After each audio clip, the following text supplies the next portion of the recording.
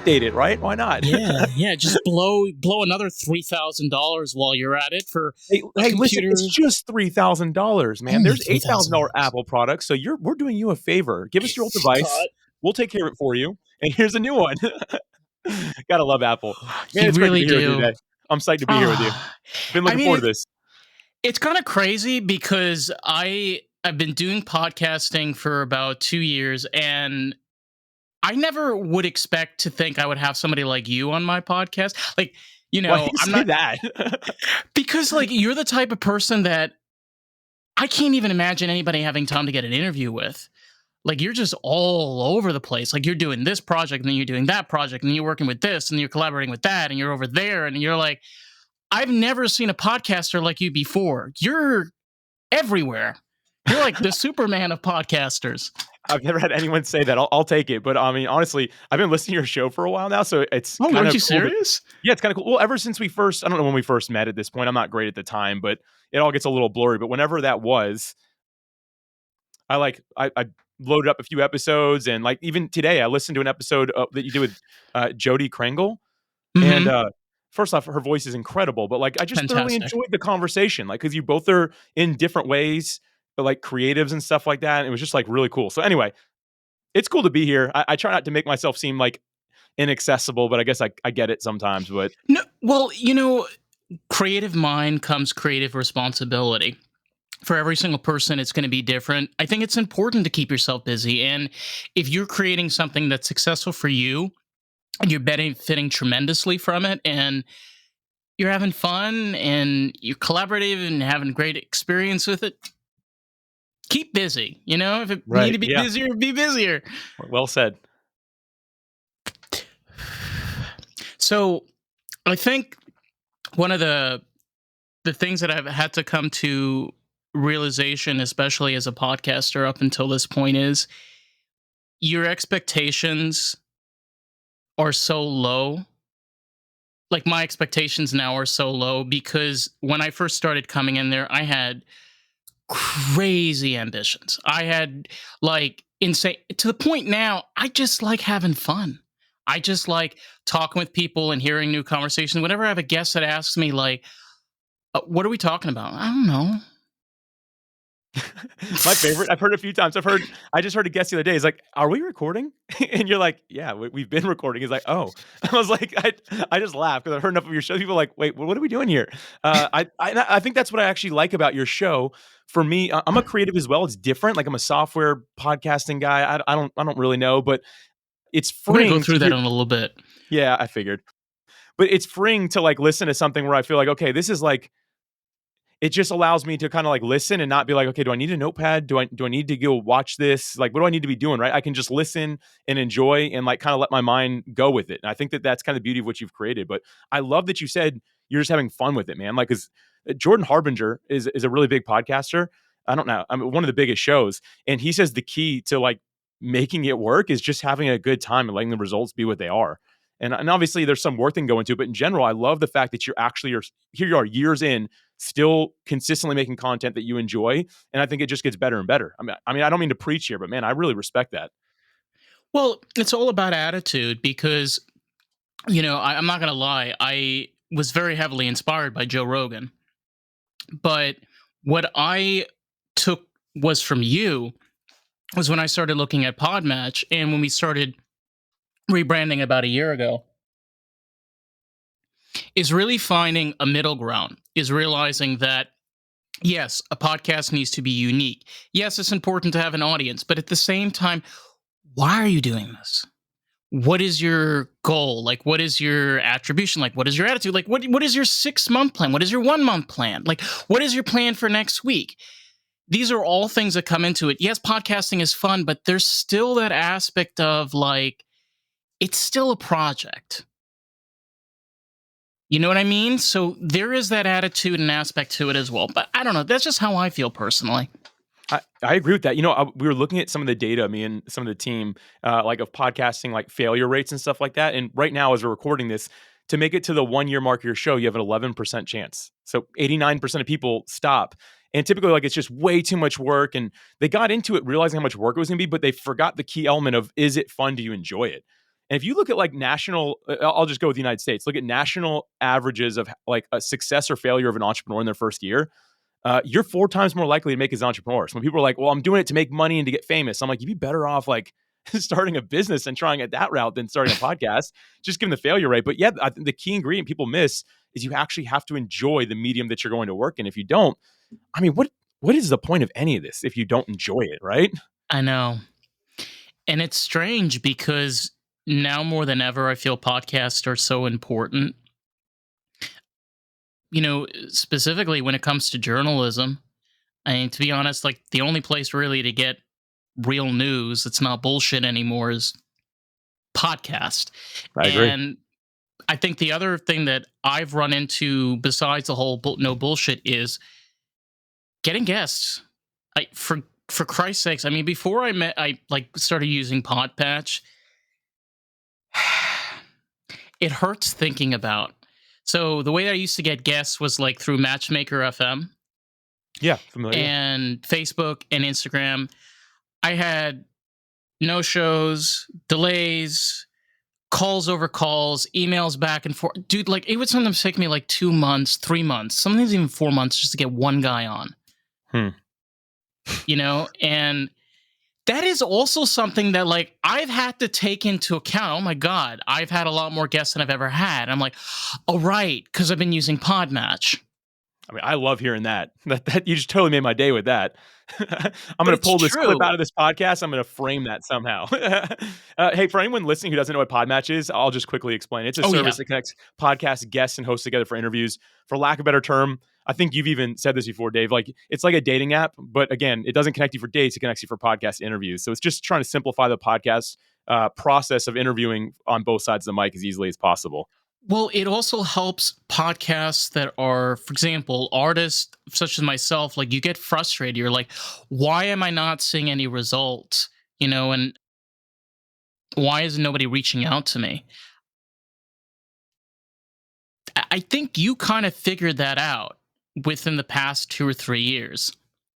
Yeah, thank you. That was that low key. That was the real target there. So yeah, absolutely. It was like, I mean, man, here's the thing: podcasting again. You should love it if you're going to do it, but out of any form of like content creation medium, it's the probably I shouldn't say, but the only one, but probably close to the only one where you don't have any direct contact with the people listening. Like if they want, they can never reach out to you, and you never know, right? And so that makes it a bit of a lonely space. And I was like, there's got to be a way to at least get some guests and hosts interacting, right? There's got to be some form of interaction so you don't just feel like you're in a room alone. Now, I happen to know that you're an introvert, so maybe you like that, but I'm like a major extrovert, and I hate that. Well, I'm a mixture of an introvert and an extrovert. So Are you? Okay. marijuana makes me an extrovert. I Sweet. mean, like you see me bubbly and happy. It's because I'm stoned. If I'm Right. sitting in a corner drinking a coffee, reading like Edgar Allan Poe, it usually means really early in the morning and I haven't smoked yet. Right. That's funny, man. I like that. That means bring Dave something, right? Just Oh something yeah. to ease it a little bit, right? Do you know what this remind? Have you ever had guests on your show where before you start, it is the most uncomfortable 3 minutes of your life? Like there's no eye contact. There's no like verbal conversation. You try and just nothing's happening. And then the second you start recording, oh yes, my name is this. Da da da. I do this type of business. Da da da da da da. I'm just like, for the first 10 minutes, I'm like, what the fuck just happened? Like we started and like I have like, you want to do this? You want to start? Are you ready? I've What definitely. is that? I don't know. I had one person. I mean, we could tell all these stories. I've Oh got my some god, funny there's so ones, but many. I got one where this person came on, and I swear she was angry at me. We had never met before. She was like really busy, didn't have time for a pre-call, but she had her arms crossed the whole time. I'm like, hey, how are you? Fine.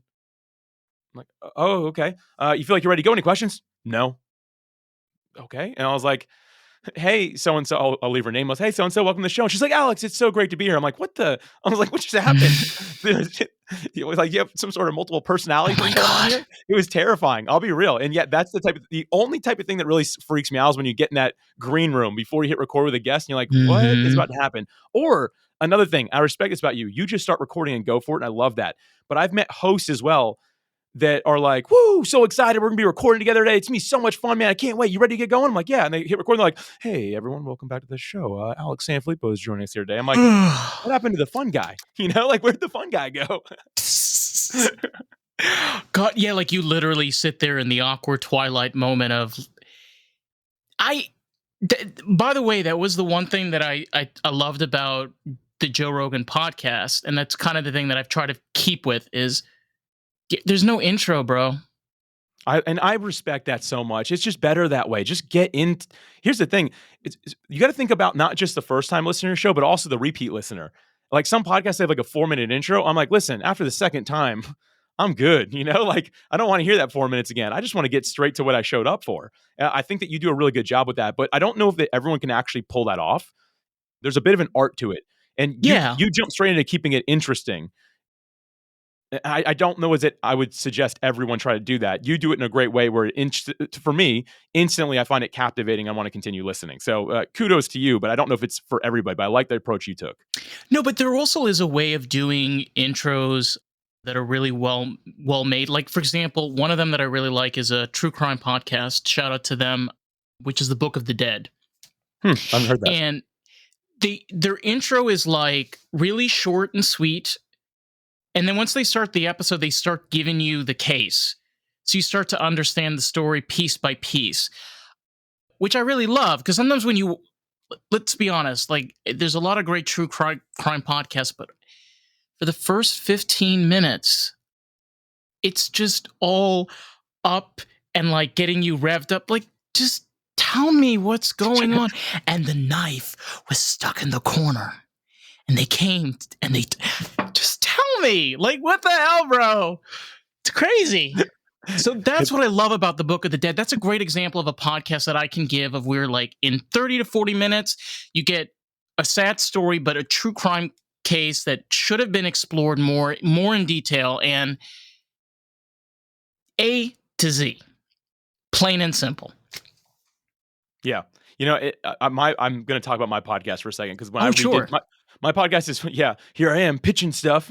Hey, I hope you're enjoying Lost in the Groove. Let's talk about Alex's show. Yeah. The point, my show is for podcast guests and hosts. Again, given the nature of what I do in software, like it made sense to have a show about that. But when I talk to podcasters, one of the most common things I heard is I don't have time to listen to podcasts. And I was like, that's really weird. Like I heard that everywhere.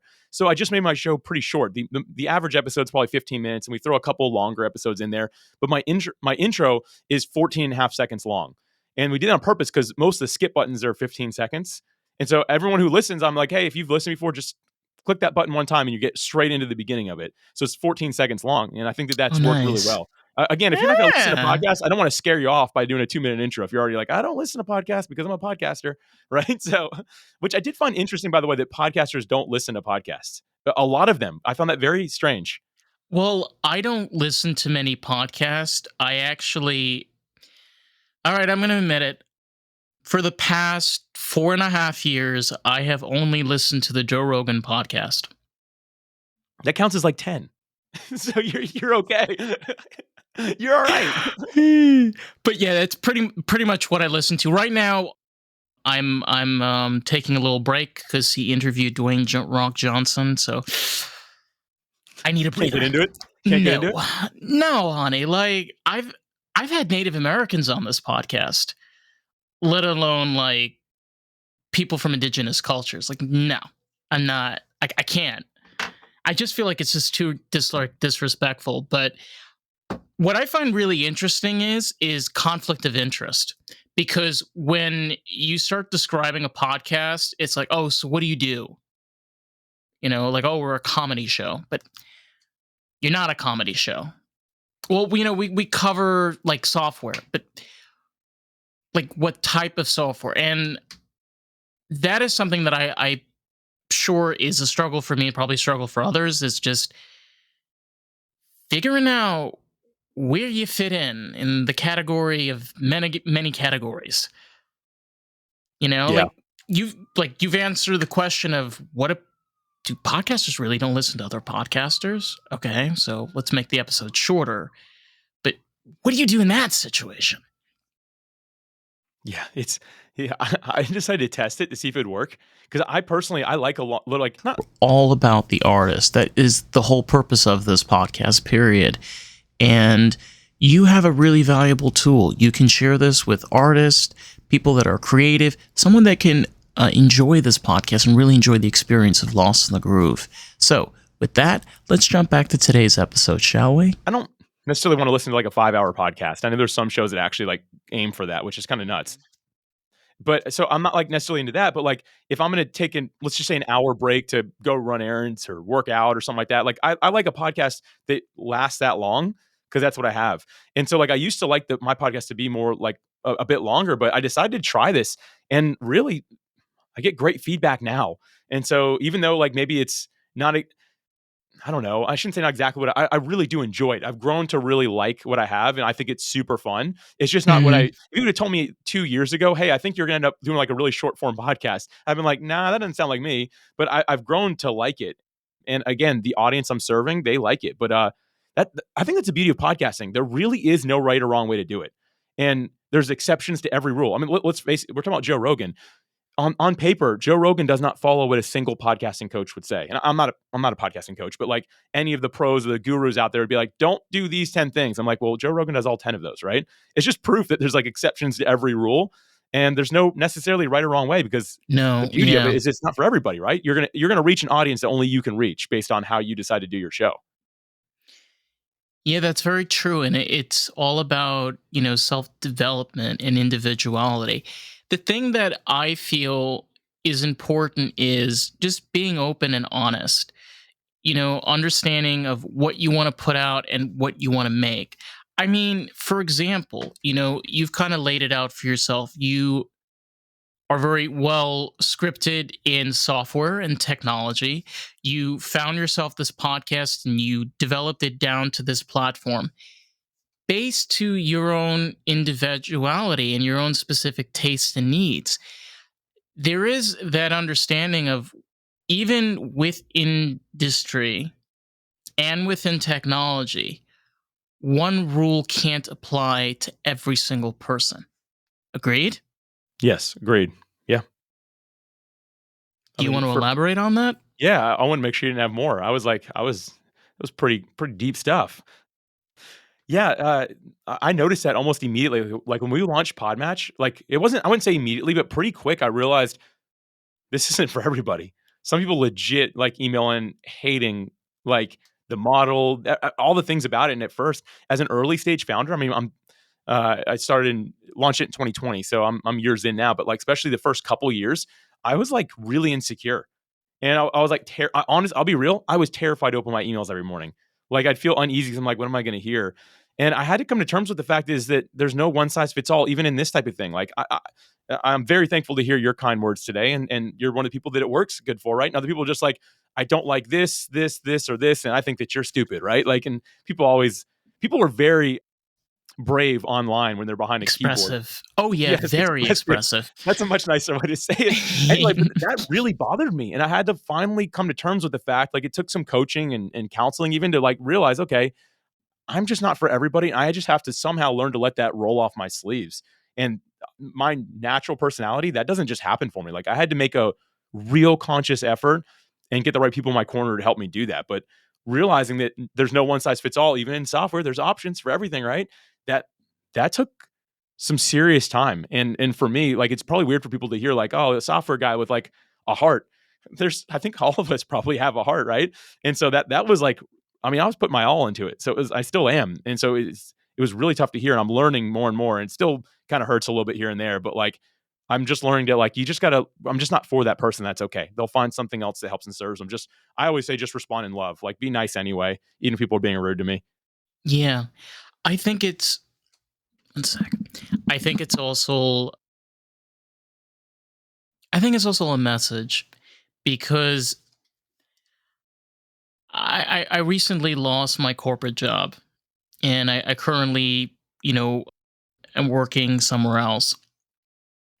And the thing that I've had to come to terms is we as a society have relied so heavily on corporate, so heavily on this industrial technological boom that any person that wants to use software or technology or has a love or a passion for it is seen as a demon of the other side. Is not as somebody that's caring, but somebody that's out there to make profit and promise you the world and give you nothing.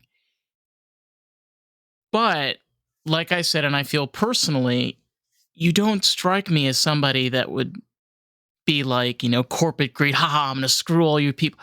No, you seem like, with all the emails and the messages and like the like clear honesty and like straightforwardness. Again, there's many other companies and many other businesses in this country that are doing the same things. But again, you didn't have to. Like, this is so crazy to even think about it. You don't have to care. You don't. You're choosing to. Sorry, Yeah. choosing to do so. Ugh. Well said. Well said. Yeah, no, Indeed, you're right. sir. I mean, you're absolutely right, and that's I think one of the reasons people reach out and like are like so my wife handles the support. And one of the reasons people were like their initial outreach can be like so rude is because they're used to be treating a certain way from people who don't care.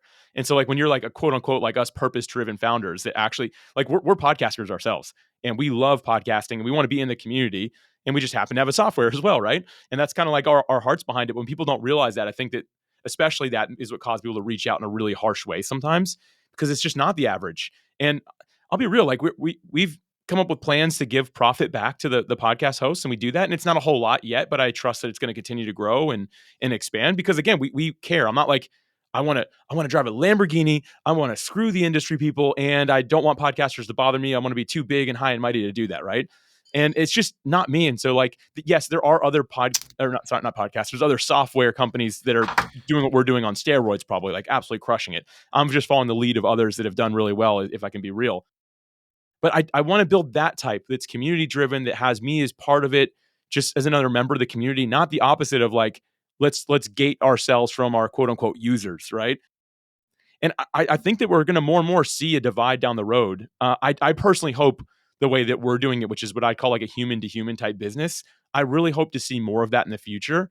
But I don't know because the other way is easier. You don't get your heart broken if you can't talk to me, right? Like if you don't talk to me, I don't get to hear that.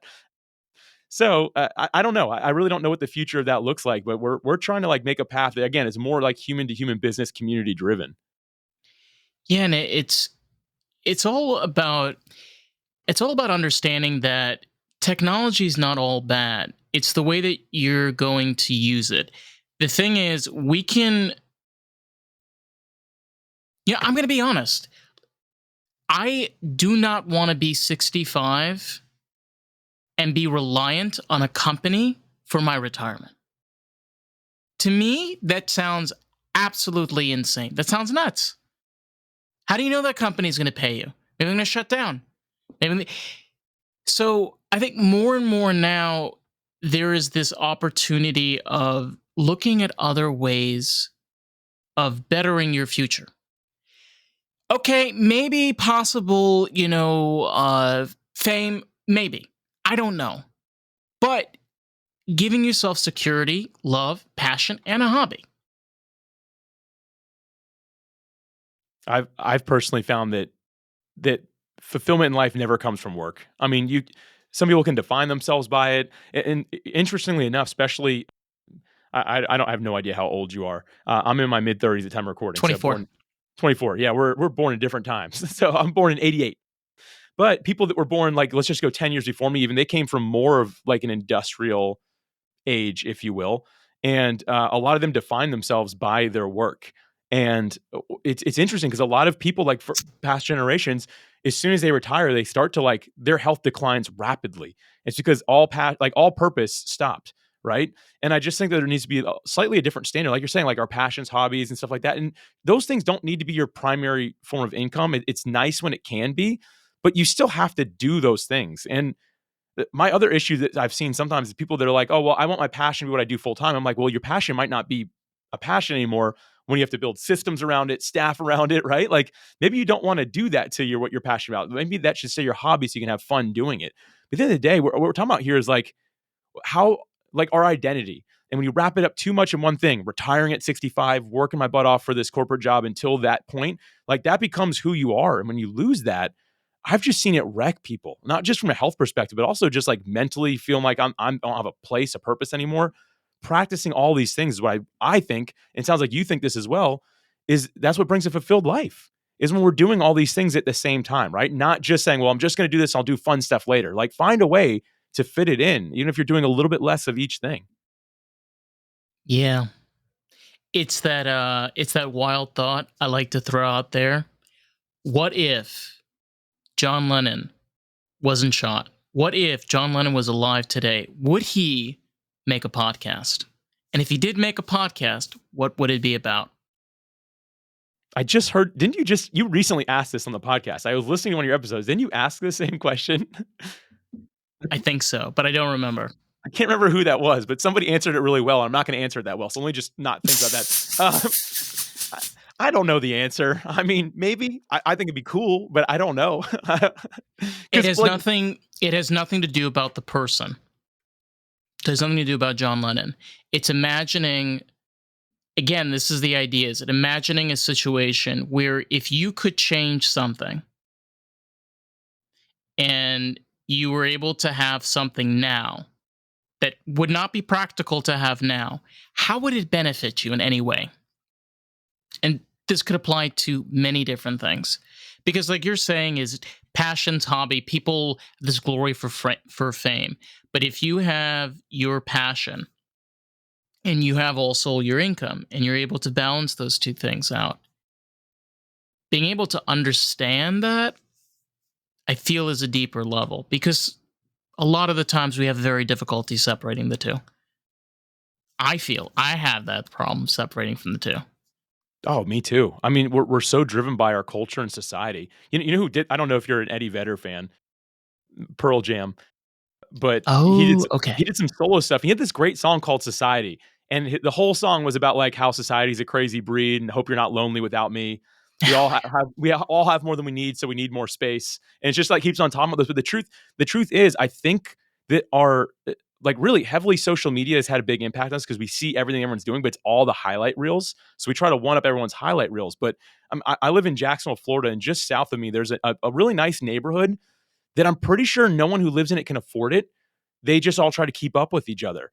And so they've all need to devote more to work. And they have like not only a great corporate job, but also side hustles to just try to pay for it all. And it's like, We have a place out here.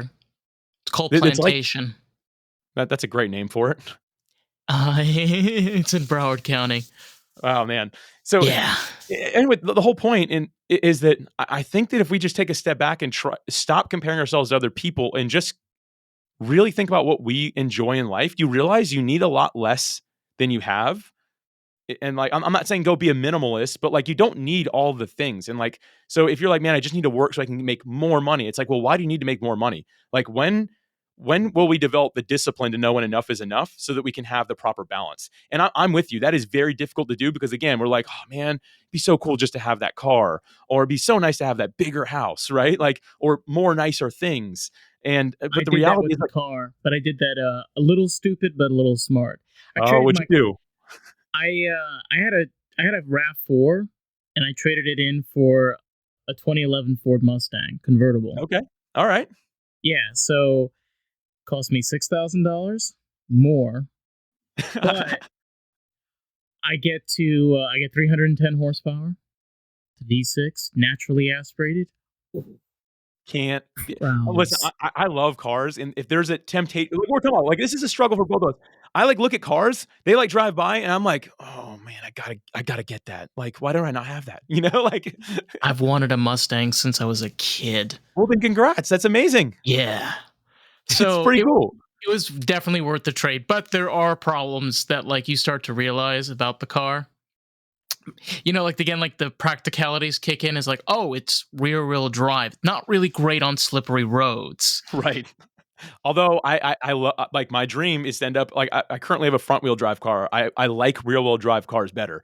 Even though they have more Really? maintenance and more needs across the board, I don't know what it. There's something about being pushed by a car versus pulled by it. It's kind of like a weird thing to say, but like you think about it, front wheel drive, it's like it's pulling you, but if it's behind you, it feels like it's pushing you. I don't know why I feel like I can tell the difference a little bit. So No, no. You can definitely feel the difference because also mine is naturally aspirated, and like when I rev it, I can feel the back wheel definitely kick in.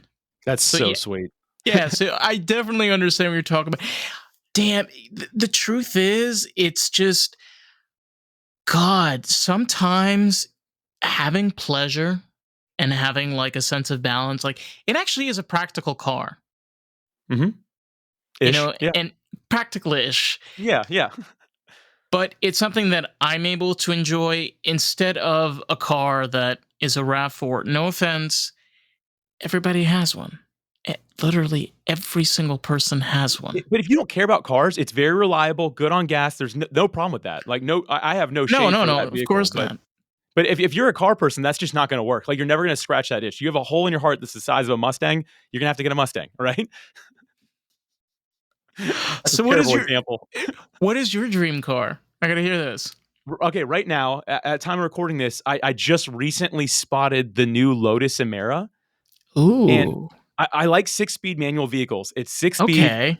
2 seats, so 2 doors, 2 seats, but also has all the fancy bells and whistles that my wife would love, right? And then rear wheel drive. And so like it checks every single box and it Two looks seater? really clean. Yeah, two-seater. Yeah. I don't like I like that. I like 2-door but without the back seat in it that no one can actually sit in anyway. I'm like just do away with that, you know? So some 2-door cars have figured out where they have enough legroom that you can put people in it, but like my current vehicle like you can't actually get in it. So it's like I have a 2-door Honda Civic Si, 6-speed. Really love it, but it's too small to fit anyone in the back of it. So it's like, why did they even add the seat? You know, it must be insurance or Yeah. something. I don't know. Well, the really like banana part about the SI was trying to get stuff into the back seats. Yeah, because the seat doesn't even move all the way up. Still Correct. doesn't. Yeah, So try imagining like going out for a weekend, like the trunk is not that big. You think it is, it's really not. And right, then you need to use the back seats, but like you can't really put anything back there. right. Because you can't. The seat doesn't move far enough for. Anyway, we're talking about cars now. Bananas. But hey, we're talking about. Here's the thing. Like this is. I'm not gonna call it the bane of our existence, but the cars are technically money pits, right? But they do bring us. For some of us, they bring a sense of happiness and joy that I do think that I'm not telling people to go out and buy a Ferrari, like, right? Like, be smart about it. But like, if you feel like, man, I just really get so much out of that, then Do maybe you that is something to look understand for. how expensive? Like, I was watching a video about this the other day. To own a Ferrari, you have to be a part of the Ferrari club. And in order to be a part of the Ferrari club, you have to wait on a list. And like, there's all of these fees. So, like, besides the $400,000 you have to pay for the car, there's like an additional $200,000 just with the club and everything else that goes with it. It's insane. Dude, okay, so my dad loves cars. Used to love cars. He's totally like sick of them now because he had so many problems with them. But he sold a Oh, business years back and bought like a few really nice vehicles. And one of them, okay. he literally he bought like a supercar Jaguar. It's beautiful. And he was XKJ? leaving. I don't know. I can't remember what it is. It's Sorry. something. It's I should know, but he has all the decals and stuff off of it, so I can't remember exactly what it is. That's But fine. something We'll Google this later when we're off air. we'll figure it out. I'll take a picture of it next time I see it, and you tell me what it is. Okay. But anyway, so he'd been leaving it like outside because he had other cars in the garage, and just like I mean, he lives in a nice neighborhood. It wasn't like trees were dropping stuff on it. And then he's like, "Oh man, dude, I have such an expensive repair on this car." I was like, "What happened?" He goes, "Oh well, like the roof kind of like fell in on the inside because I was leaving outside. And you can't leave it outside." I was like, "Hold on a minute, Dad." I'm like, "You're telling me you bought a 6-figure car that's an indoor car?" I was like, what is that?" And he's like, "Yeah, it's super frustrating." He goes, it was like a $12,000 repair or something like that. I'm like, that's and at that point, I'm like, that's more than the car I'm driving. This is like going back a few like years. I'm like, how is this like a thing? Like these cars should like hold up, right? But it's funny because for a while it really did bring him joy, and he's like, "Man, I am so tired of the maintenance of these things. I want something practical." And now it's funny, he drives like just an average truck, and he has like a really old car that was my grandma's. That my grandma was time for her to stop driving, Is it a so he took it. Chrysler? No, it's a 2002 Corolla, and my Okay. dad my dad loves that thing. Like, it's so funny. He'll go on a date, and I know he still has like some nice cars, but that's what he rolls up in with my stepmom. I'm like, "Dad, come on, man." I'm like, bust out the Jag here and there, you know? He's like, oh no, this car's just more practical. So it's one of those things going back to our whole point here. Like it's kind of interesting that like what we spend our money on. But I heard some great advice here. And somebody said, like, think of the things that you actually want and then get creative with ways you can actually get them without having to like do anything crazy. Like write down the amount of money you think it would take, and that's what you have to work to start doing. That's what I did with my Mustang. I did a trade with CarMax. So, and the crazy part is like the car is a 2011, but the Mustang like looks like it's pretty modern because like the S197 has been around for so long. Like anyway, and then on top of that, I mean, it added 6,000, which is non-practical, but it is possible for me to pay that off. But you're right. It's just realizing that you can have goals and dreams and wants, but like be practical. Like, how could you make this possible? Like, how can you? You probably can explain this a lot better than I can. I'm just Here, I'll explain the way I heard somebody say it. And I don't recall okay. who it was, but somebody sent me this video. It was really interesting. It was a guy on stage asking people in the audience, how much money do you think you need to make in order to have the absolute perfect dream life?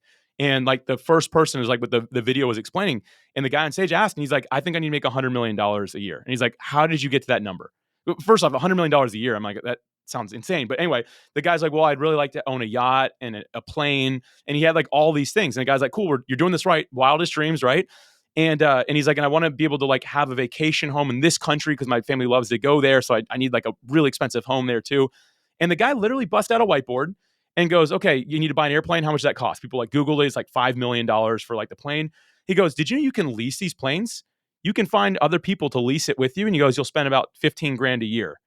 And he's like, so instead of $5 million, let's put that as 15 grand a year. So instead of $5 million now, you just need to make 15 grand a year for that. Oh my Okay. god. Your house. He's like, how about you just rent a big Airbnb every time you want to go over there? He goes, we just saved you $4 million there. And he breaks it down. He ended up, and this was like a 15-minute thing. At the end of it, he showed the guy, he goes, okay, you think you need to make $100 million for all these things? First off, it was only like 60 million.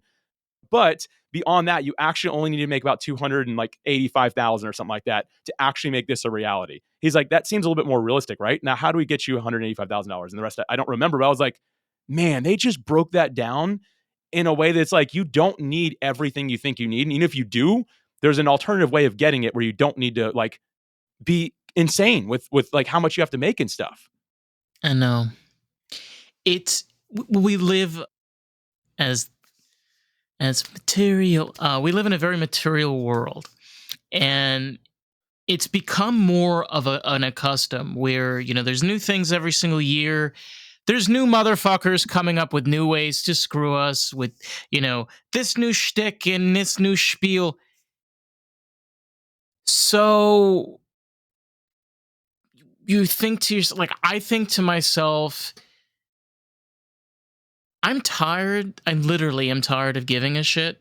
If I go on vacation, where are we going? I don't know. Are we going to go there? I don't know. So do you want to like stop? I just completely in the flow mind state of you don't always need to plan life like you're carving it on a tree. That's well said. I agree with that.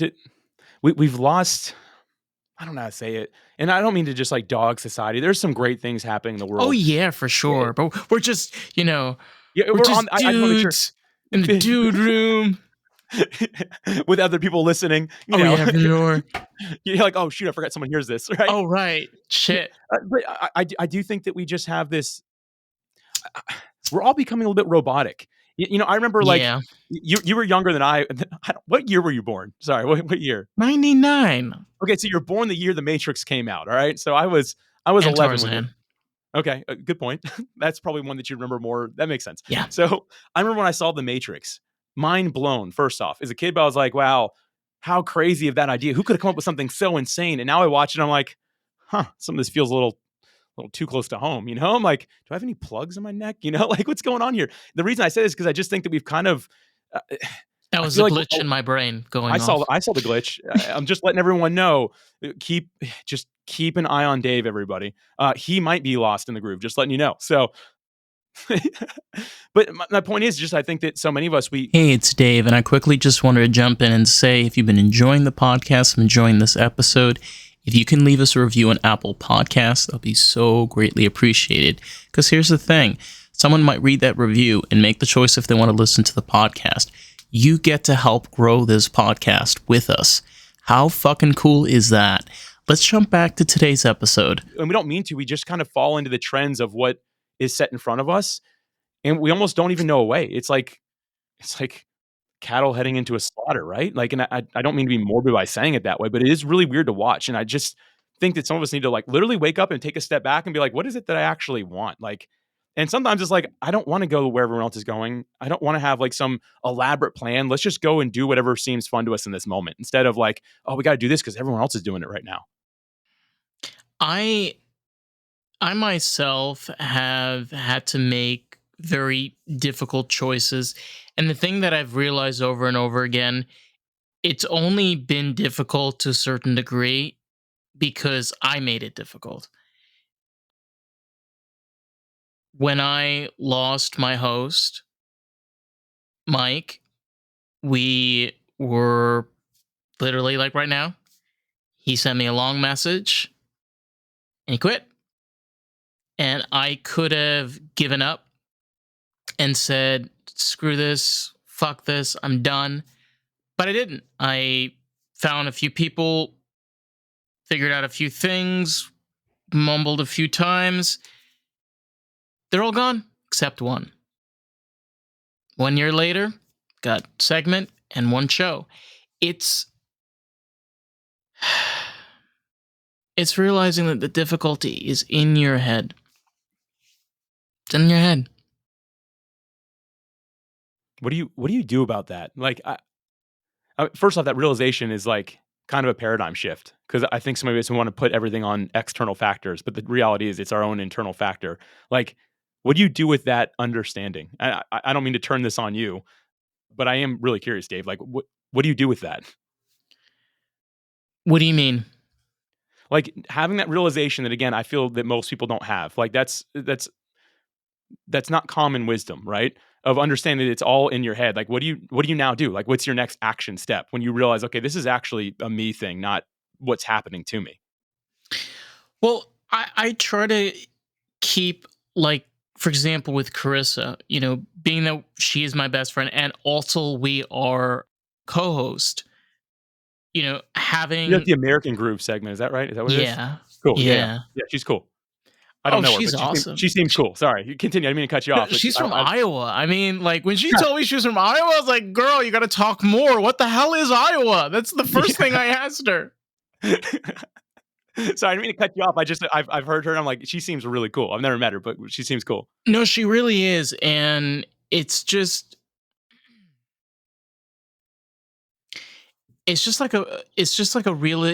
honestly just a realization that things happen for a reason. And I can be upset and angry. Like I have every right to be. But I know that maybe it's not clear right now. Maybe it'll be I don't know, maybe in a few months, maybe in a day or so, it doesn't really matter. In a way, it's kind of like understanding flow state. I know I'm gonna sound like a guru and a hippie right now, and that's all right. But Buckle up, everybody. Buckle up. buckle up. It's where you're able to focus your mindset and just like, isn't that what podcasting is? It's like a flow state, creating like a balance of storytelling and progression and all kinds of weird shit, including aliens and Joe Rogan. Never at the same time though. No, never at the same time. Yeah, I mean, I love what you just said. Like, it's the ability to focus your mind and to get in that proper mindset. I really, I think that's what it is. One of us, when we have to like finally look internally, having that realization again, that's a paradigm shift for most people. Is like the fact, okay, what's going on around me? Like, sure, it might have a little bit of effect on me, but mostly it's my reaction to that. And getting in that proper mindset of just realizing that and really stepping above the things that are happening around you or pulling yourself out of it, right? Because I think all of us are doing things in our lives that we don't actually have to do. Like for me, example, there are so many things in software that like quote unquote you have to do if you're a software founder. And like when you step back, I'm like, well, what's the benefit? Well, what's like the negative? Why am I doing this? And so people are like, wow, you don't like. One is like I don't do a whole lot on TikTok. I personally, it brings me no joy. I don't even like consuming on it. And I'm not saying that to dog it. It's just not for me. And Oh, so like are you being wait? Are you serious? You don't like? Yeah. TikTok's just not really my thing. Like I just don't enjoy it. I don't know why. Oh my god, I did not know this. So I kind of opted out of really using it. I'm on there like just a little bit, but people are like, "Oh man, you're missing so much opportunity," and that might be the case. But the reality is, I don't have to do it, right? Like, there's no requirement saying if you want to be a No. good software founder, then you have to do it. But it's funny that you didn't know that, but it's just not my place. Like, here's the thing: I actually don't mind watching other people's stuff on it. I don't like posting on it. I just the whole I don't know what it is. It just doesn't make sense in my head for some reason. Yeah, I don't. I'm now kind of understanding why. Well, I'm not honestly. I'm not a fan of TikTok. I just post there because like I feel like I have to. Do But you though? Right?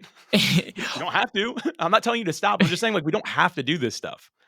well, I kind of took your advice where I turned our Instagram page into our fan page.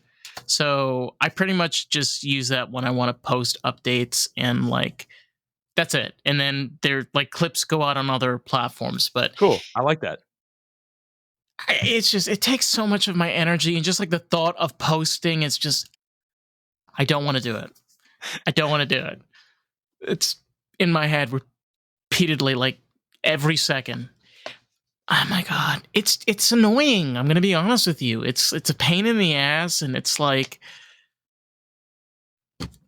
That's the thing. We don't have to do it. And again, I know society and I don't know. There's some metrics that show that's important. Marketers like, oh, you got to be on there. And I've heard all that. But at the end of the day, like I like a couple. I like Facebook, which is maybe showing my age or something like that. And no, I just got on I like X. Facebook. Okay, cool. It's good to hear. I recently got on X/Twitter, whatever you want to call it these days. Twitter. Like I got on it like in 2021 or 2022 or something like that. And I know, super late to the game. And I actually really like it. I think it's fun. And I try to stay out of the drama of it because apparently there's a whole corner of it that's like psycho. But I just do my best to like stay in my corner, in my lane. And so I focus on those platforms because I actually think that they're kind of cool. That's been my experience at least. Yeah, I haven't been on Twitter in about a year. And it honestly is because I was lazy. I didn't want to post on too many platforms. And that's great. I respect that. But you are right, by the way. There are, oh my God, my favorite wild shenanigan on Twitter was the topic of baby food. So there was a Baby whole, food? yeah, there was a baby food shortage a couple of months ago. And I'm like looking through this. I'm like, what is this? And then it just keeps on going down. And then sure enough, like the original link is like from this like website with like a billion ad. I'm like, okay. So I know It you're is all. talking about, yeah, Yeah. like it's like a rabbit hole. You gotta like go down. We're like, where's this from? Damn, sometimes it is a lot of fun. Even though it's a waste of time, it is so fun.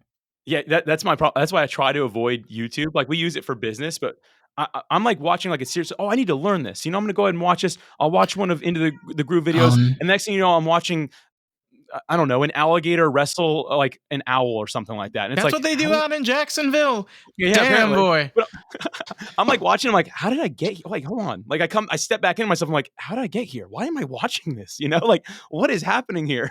I mean, the weirdest thing that I got was them hunting alligators on my YouTube shorts. Oh my god, that's so wild. Because they have hunting out in the Everglades. You're I don't close know. to the Everglades, right? Aren't you close to it? I'm about 30 minutes away. I'd consider that close. You have 30-foot gators that end up in your backyard all the time, I'm sure. So We've had gators in the lake that's near us, but I've never actually. I like to eat gators. I don't like actually to see them. we're gonna turn to Florida Man if we keep this going. We got to change the topic. We We can't not gotta change the topic. we can't do Florida it. man, go away. A fun game for everybody who's listening. If you're not in Florida, I want you to type in your birthday followed by Florida Man into God. Google, into a search engine, and whatever comes up first is your inner Florida Man. So anyone who has not done this, Even if you're not from Florida, never been to Florida, you have an inner Florida man, and it's your Yeah. birth date followed by the word Florida man. Check it out. Oh my god. I don't know what Only mine is, you, but only you, like just like one random night, like late working on software, like I'm bored. Oh, Florida man. Okay, birthday. Oh my god, this is so cool. who's Called. my Florida man? Oh my god. Do you know who yours is? I mean, that's the question. That's what the question for everyone listening. Do you know who Um, yours is? I So do not know what my Florida man is. Do you want my birthday? I don't know. We don't need to do all that. I'm like typing mine and I shouldn't be. Just Oh ask my a different question. god. We'll keep on going here. Oh my god, we've gone too deep. I don't know. We We can go. have We can get out of here. hold on. Mine is perfect. I have to say it now. I just looked it up. Mine says, so I typed in my 216 Florida man. That's my birth date. And it says Florida man February claiming people were 16th. February 16th. Okay. And so I'm looking up right now, and the first thing that comes up is Florida man claiming people were eating his brains, and then he leads cops onto a wild chase, and they were on a golf course. I mean, listen, that's Florida right there for everybody. So that's what I got on my end, at least. I don't know what you got, Dave, if you want to share it. How did we end up here? We were supposed to get away from this. Oh my god, we went too deep. No, it's all right. I mean, I will tell you, like, it is a great place to be. For I sure. kind of love it out here, and it's kind of cool. You're not the only person that I've met or like interacted out here that's creating something new. Whether artistic, software, technology, artistic, or podcast or musical. I like music. I do. I do really love, like, I've had musicians on the podcast. It is a lot of fun. Yeah, I heard again. Listen, I can't remember his name right now, but I heard somebody that was like just had a fascinating experience, and he was a musician. I'm blanking on his name right now, but and I know you got your guitar in the background here. Know you're a guitar player. I right now what I'm playing is a ukulele. You can't see it; it's just off screen. But I just wanted to play ukulele, and I'm having a blast with it. I'm like 2 weeks in. It's been super fun. Oh my god! Wait, so are you doing like online ukulele classes? Are you doing in person? Neither. I'm just playing and like listening to stuff and just trying to like strum and figure it out and stuff like that. Just here's the thing, like I love software and it does activate a certain creative element in your brain, but it also can be very tedious. It's a lot of screens, it's a lot of deep thinking.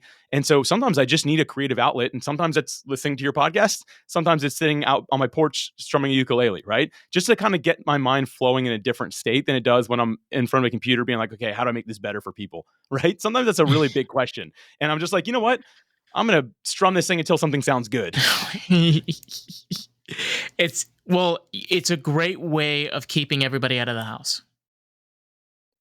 Why are you saying you're not good or I'm not good? What are you saying? No, well, I'm just saying that when you need like inner peace Yeah. and need that moment, and having like people all around, you just like you hit that wrong note, you're like da da da, like are they Right. gone yet? Da da da. I But think I make it ukulele. It's kind of hard to make it not sound good. So I've done all right with that. I haven't scared anyone off yet. So I don't think. it's a fun instrument. It's like a little mini guitar, but kind of Yeah. squeakier. Yeah. That's really I've enjoyed it. fun. Yeah, I've enjoyed it. So like, I think music is even though like I don't consider myself a musician, I can play it, and people will be like, "Oh wow, you can actually play that." And sure, I can enough to get me by, but not being like an actual musician, it's just so healthy for me to do. I come back to the computer again, asking the big question: How do I make what I'm doing better for people from a software perspective, with more clarity, more focus? I just think it's undersold the value of playing some sort of instrument or singing, anything like that. I just think it activates, and there's probably science behind this, but I know it does something in your brain that just other things don't do, that is healthy and positively impacts other parts of your life. Well, it's also the idea of why why is it the case that there are people that tend to be more artistic than others, right? Mhm. And I view software engineering, and programming. I mean, that is creativity. You can't be like a squared person to do software engineering or like edit programming or anything like no. But I don't necessarily believe that. I think all people are artistic, but I think that people will turn it off. Yeah, I agree with that. There's this interesting study done of kids entering kindergarten. It was done on 1,000 kids. They were asked, "Are you creative?" And 98% of them said yes. right? Which can be translated into like being artistic and stuff like that. And then the same poll was done on 1,000 kids that were leaving high school. So they're 18. So I don't know what age they were to start, but basically 18. And only 2% said yes to the question, are you creative? And it's interesting. Like so many of us, you're right, we're just not exercising it. And I think that creativity, art, like I think it's a muscle. Like people are like, oh, I'm just not good at that. I'm like, but have you actually given it a real shot? Have you actually done it in a way that you enjoy it? And I think there it kind of goes like full circle we've been talking about. Like it is so important to do that, to pull yourself out of like the simulation, if you will, right? And just be like, you know what? I am creative. I can be artistic, right? And to just give it a shot. Like, great example is my uncle. He's an architect for years. And an architect's the last person you think would be making abstract paintings. He's done a painting every weekend for like the last like 5 years. And now his paintings are incredible. And he told me he's a better architect because of these abstract paintings that he's making. Like throwing paint on a canvas. It's crazy. I mean, you have an uncle that is an abstract painter, but also an architect. Yeah, crazy, right? Wow. What does he design, like building wise? Interestingly enough, mostly like restaurants and stuff like that. So he does like upscale restaurants Interesting. and like designs like the way it's going to work and stuff like that. Oh my god. Have you been to any of the restaurants he's designed? Yes, it makes me feel so cool. And here's the thing, like I'm not one to ever be like, "Hey, I'm a software guy." But I'm like, I go into a restaurant if I know my uncle made, I'm like, Larry's my uncle. I do that like every time. I can't even help myself. I'm like, "Yeah, he designed this place. It's kind of cool." Like I don't get discounts or anything like that, but I have to make it known that I have a really cool uncle. So Like you should get like a badge, like an iron-on badge you could wear this with is a that terrible idea. jacket. This Yeah. is a terrible idea. Like just like announcing like, "Hello, this building." My uncle did this, right? I took him back to it's funny, he's such a humble guy. I took him back to one of the restaurants he did recently. My wife and I and my aunt and Oh uncle wow. went together, and he hadn't been there since it first opened. It had been, like, 4 or 5 years. And, like, I was like, Oh "Man, we gotta." wow. I was like, "Let's tell the staff." He's like, "No, I don't wanna tell them that." I'm like, I'm telling him. Sure enough, someone walked up, I'm like, "My uncle designed the place." And he's, like, over here like, "Oh my gosh, Alex, like, please be quiet." So, anyway, to the point, he's a guy who, like, once again, is doing a lot of work on paper, on computers, but he loves doing abstract art. And if he would have never started giving the shot, I imagine his first, let's say, he's been doing it for 4 years. The first 52 were probably garbage, right? But now you look at him, you're like, wow, this is like inspired work. And I think enough of us, we just don't actually exercise and flex that muscle. And I believe it's extremely healthy and more needed than ever before. Yeah, it's really for me it really boils down to what is the most important thing. Like what you need right now that's the most important thing. And it's a hard question to answer. And I don't think there is an answer Yeah, I don't know how to answer. I'm thinking right now. I don't know how to answer that. because there is so many things that are important to you right now. It's not just one thing, it's multiple things. A Yeah, movie that that portrayed that really well. Do you remember the compass in Po- Jack Pocahontas. Sparrow's compass? No, Ja- in Jack Sparrow's compass, it would point to whatever you longed for the most, and it was that going all different compass. directions, right? In, Pirates of the Caribbean. I is that like, I'm struggling to answer the question because my mind hits 10 different things, right? Which is maybe a problem, but I feel like I'm holding that compass, like, we gotta go no, this wait, back the other way, right? That Like way. No. That way. But it's so hard to promise, everything. It's so hard to like expect that this is the path and this is the way to be successful. But you have to be real. Like, work doesn't mean doing it until you want to quit. And being successful doesn't mean that you have to necessarily be super famous. And maybe it is important to like add in fun and inspiration and like it's nice to feel human and real and non-artificial. yeah, for me, I would say the thing that has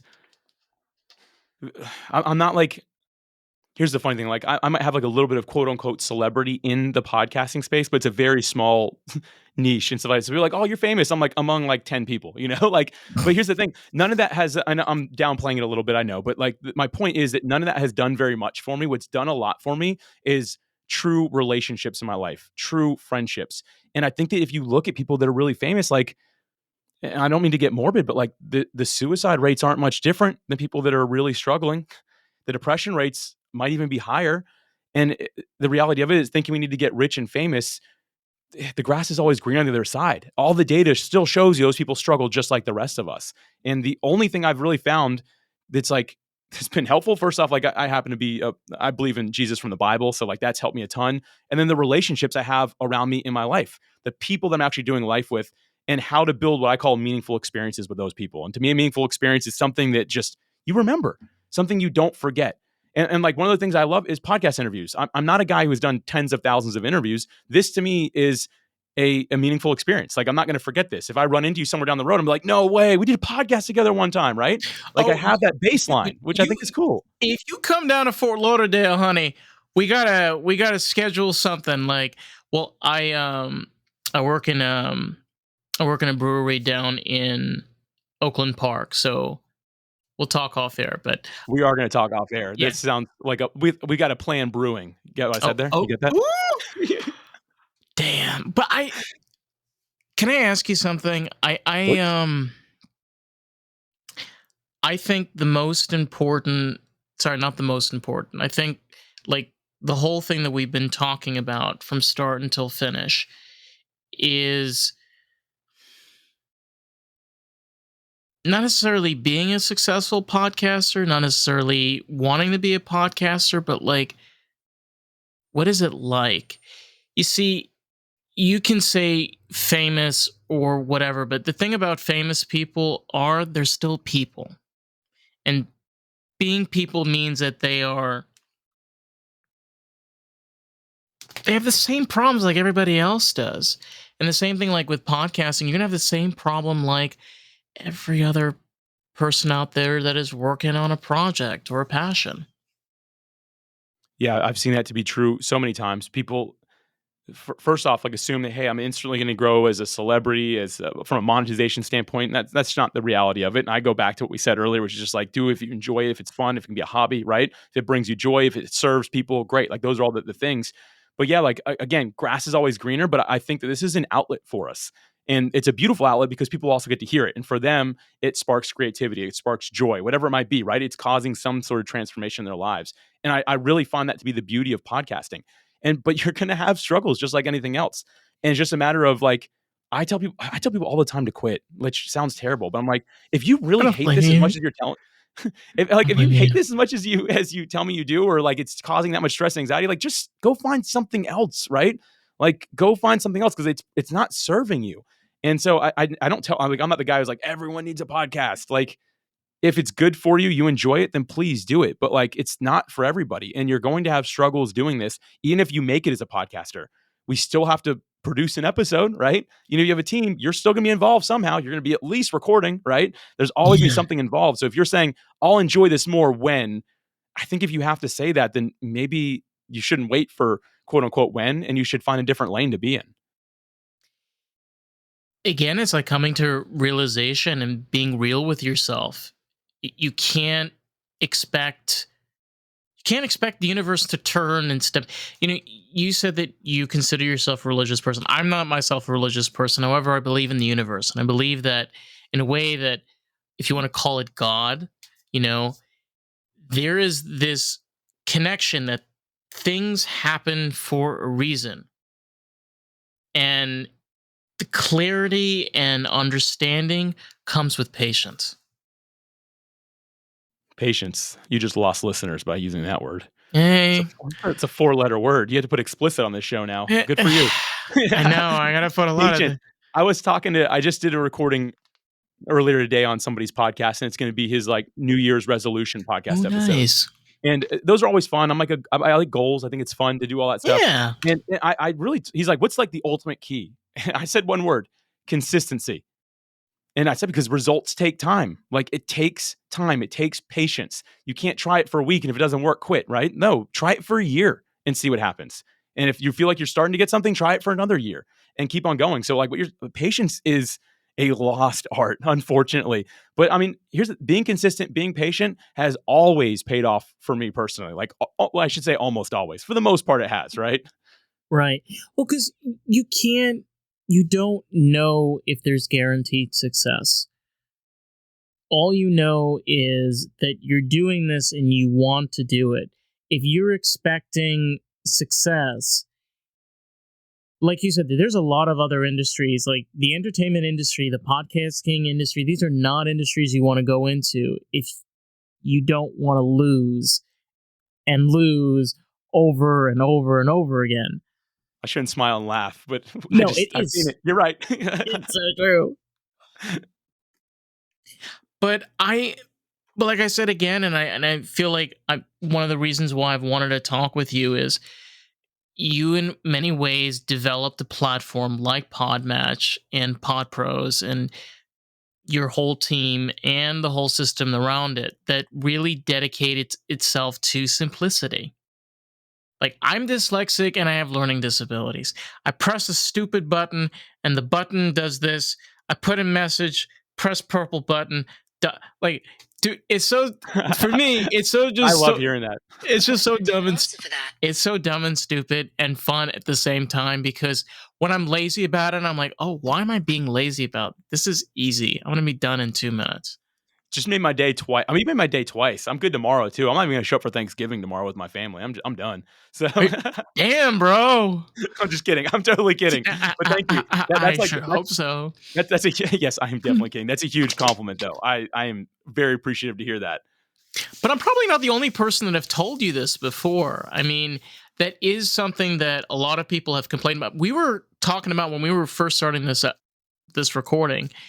Is I use Zencaster, and Zencaster, my own personal experience has been a lot better than Riverside, but I have audio and connection issues from time to time. We had today an issue. So those are things that bothers me, and I feel like because it's not made by podcasters, or it's not made by people that have the experience and the knowledge to work with this. Whereas I feel with your programs, in a way, you have your expertise, and coming from that. Sorry if I'm going like so deep over here, but No, you're good. Yeah, I'm following. Yeah. I just feel that if you want honesty, you want somebody that knows what they're doing, right? Isn't that? Yes.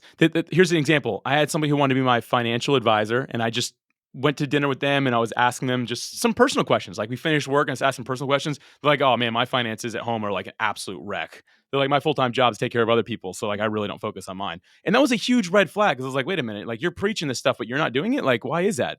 And I find the same with, like, I always tell people, hey, whatever software you use, forget podcasting, whatever it is that you use, if the people that made it aren't doing that craft, shouldn't that be a slight red flag? Like, why are they not? If they're like, we make it easy and fun, it's like, so why aren't you doing it? Right? Like, that's a scary thing. It'd be like going to a theme park and you asking the person who's running the ride, hey, have you ever been on this ride? Like, I would never go on this. That'd be terrifying. It's like, why? Like, I don't know about it, but enjoy your ride. You'd be like, I'm not getting on this, right? I think that some of us maybe need to have that perspective and step back and be like, why won't they get on their own thing, right? And that's, again, I think practice what you preach. That's I'm a podcaster first. I'm a podcasting software provider second. Yeah, it's true. It's all about like blah. It's like basically fitting in the role and making the right role. Sorry, I know we're taking a little longer. But being able to like position yourself and be able to give what you say, not say and not give. That's well said. I couldn't agree. I could not agree more with that. I think that's a great statement. What was I going to ask you? Oh, I was going to ask you. I've been preaching and talking, and I haven't really remembered. Where can people find your program, PodMatch, the whole jazz? I'm going to stop talking because you can explain this a lot better than I can. Well, we explain what it is, right? It connects podcast guests and hosts for interviews. Everything I do is at podmatch.com. We currently have another website as well, but we're moving everything to podmatch.com. So for the future, that is the one website. And any way you reach out, just so you know, you're going to either get me or you're going to get my wife, Alicia. If you get Alicia and you want to talk to me, just tell her you want to talk to Alex, and she will pass it on to me. but chances are you'll probably end up with me first anyway. But yeah, everything we do, podmatch.com, even the social links and everything like that is on there. I try to be very accessible in the space. That's, again, just what I believe in. Perfect. Socials. I know that you're not a big fan of the TikTok, but do you have any socials where people can find you? Yeah, and so again, bottom of podmatch.com, you'll find all those. But if you just look up Alex Sanfilippo, if you can figure out how to spell it, you'll find it anywhere. And I'm technically on all of them. I ask you not to message me on TikTok, though, because it might take me a while to get back. But anywhere else, you're going to hear back from me pretty quick. Okay. Except TikTok. Except TikTok. Okay. Again, maybe I'll be there. You could ask me in a month. I'd be like, I fell in love with TikTok. And I could be doing dance videos on there. Who knows? Maybe. I probably will receive an email about this. Just like knowing the email chain, like, oh god, wait. Okay, so now he uses TikTok? When did this happen? Damn. Well, listen, man, I mean, I really appreciated you coming on. I mean, this is it's a rare moment, and it's important to talk things out and also like get a broader experience and just have fucking fun. Yeah, this was a blast. I mean, listen, I go on about a podcast a week on average is what I shoot for. Sometimes it's more than that. This is the most fun I've had in a podcast as long as I can remember. And I'm not just blowing smoke or saying that. Like, this is just a straight up good time. So thank you for what you do. This is great. Thoroughly enjoy your show listening. And then being on it was like it's kind of like a bucket list experience. So I'm thankful to be here. Thank you. Well, the way I kind of look at it is like this. Joe Rogan, I'm coming for you. Straight up. Coming for you cold. I'll hold him down. I don't know. Please do. Well, listen, if you want to find the podcast, we're on Facebook, TikTok, and Instagram at Lost in the Groove Pod. So with that, catch you on the next one. Bye, everybody.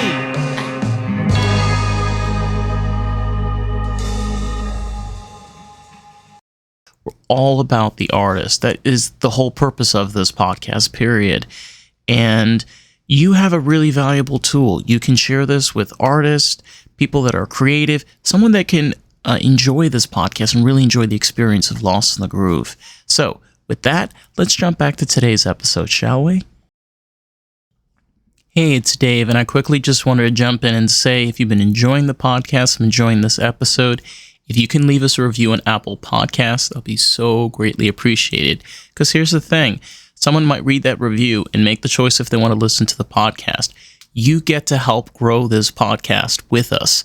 How fucking cool is that? Let's jump back to today's episode.